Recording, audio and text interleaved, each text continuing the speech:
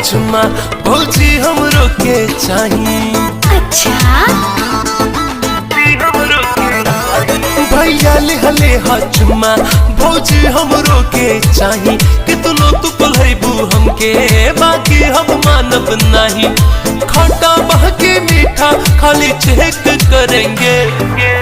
भाभी तेरे बैक पे अटैक करेंगे।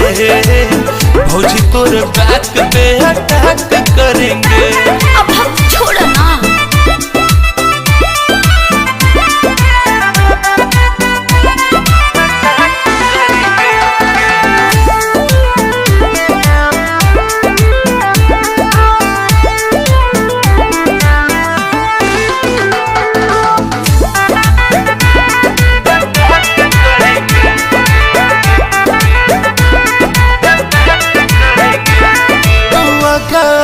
चलबू हम पीछा करेंगे।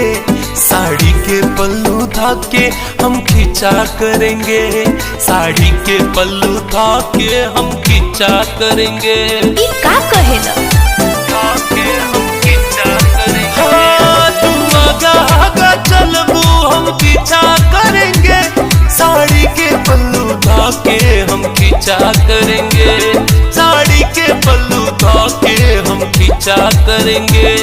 बाड़ू तू इतना सुंदर तोहरे में सात समंदर। काजनिए भौजी भैया राती के सवादी बंदर। भैया से भी बेसी ओवरटेक करेंगे। भाभी तेरे बैक पे अटैक करेंगे। भाभी तेरे बैक पे अटैक करेंगे।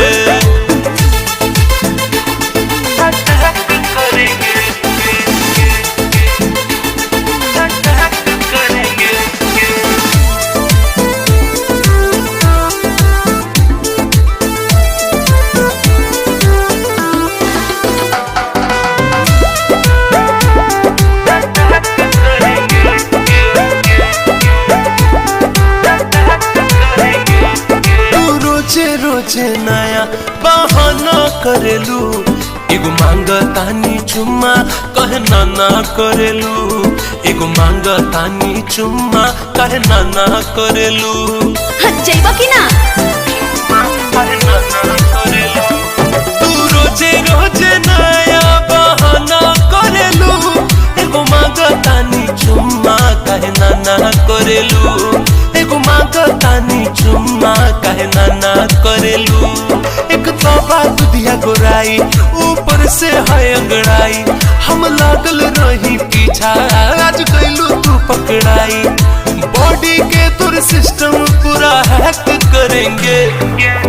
भाभी तेरे बैक पे अटैक करेंगे। भौजी तोरे बैक पे अटैक करेंगे। भौजी